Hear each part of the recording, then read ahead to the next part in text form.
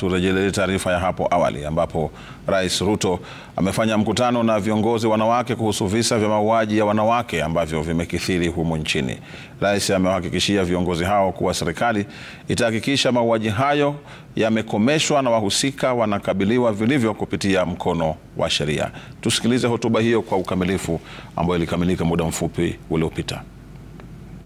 In our country, the stories of lives tragically cut short and families shattered by this vice demand our immediate and urgent action.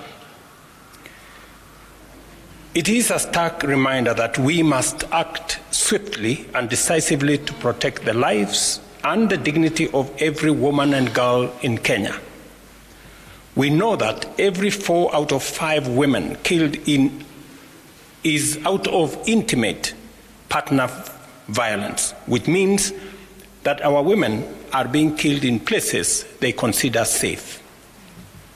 I send my condolences and those of these leaders standing here with me to those who are in pain today because of these tragic events. I commend the women leaders for their commitment and the practical proposals and solutions that they have put forward to end this scourge. This challenge requires the combined efforts of government, religious leaders, parents, teachers, civil society, and all citizens of goodwill.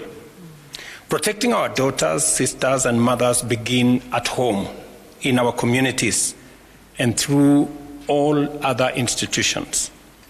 Let me reiterate that the government, in its women's agenda, is explicitly committed to ending all forms of violence. As leaders, we are united in the resolve to ensure that justice is swift and efficient.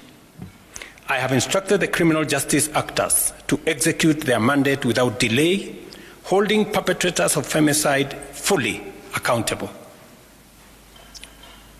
Gender desks in police stations must be enhanced, and we will introduce similar gender desks services in hospitals to ensure victims receive immediate attention and care.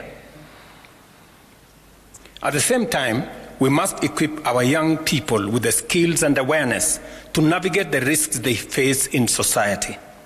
Social media has become a dangerous avenue for exploitation, and I urge our young people to treat strangers on these platforms with utmost caution. Parents, schools, churches, and community organizations must step up to provide life skills, counseling, and guidance to our young people. We urge religious leaders too to use their platforms to speak positively about women leadership, women engagement, and help congregations understand that women's rights are also human rights, creating a positive environment for women and our children. The government of Kenya is committed to ensuring that the structures that respond and support survivors do not re-victimize them. Matters psychological support and safe spaces for women and children are a priority in my office. Through the Women's Rights Advisor, we are launching a Safe Homes, Safe Space campaign during the 16 days of activism against gender-based violence that is going to start on the 25th of November. Our communities need education on the signs and causes of abuse and the resources available to victims. Awareness is a crucial step in prevention. We must increase awareness on the availability of safe spaces where victims can seek refuge, toll-free hotlines such as GBV 1195, Child Help 116, and the DCI anonymous reporting number 0800-722-203, and the counseling services in order to provide victims with the support they need to find protection.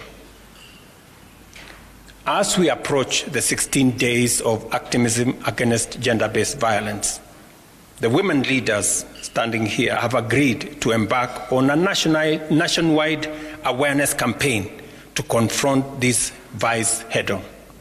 This campaign will have the full support of my administration, and we are committing Kenya shillings 100 million for the Safe Home, Safe Spaces campaign and for the next 16 days of activism. And these women leaders will lead the way in making sure that our girls, our women, are made aware of the dangers they face, especially when they engage with strangers, when they engage with people in social media, in strange places, with strangers. It endangers their lives and it weakens their ability to be able to extricate themselves. I urge every Kenyan to join in this movement, to speak out, to educate, and to stand united against femicide. Finally, parents have a crucial role, and I say so as a parent of 4 girls myself. Be present and approachable for your children. Let us create homes where children feel safe, supported, and loved. A strong family is the first line of defense against the dangers lurking in our society. The women leaders and I stand united in declaring that femicide has no place in Kenya. Together, as a nation, through our concerted efforts, we shall eradicate this vice. We must be relentless in protecting the vulnerable in our midst and unwavering in our mission to create a society where every woman lives in safety, dignity, and freedom from fear.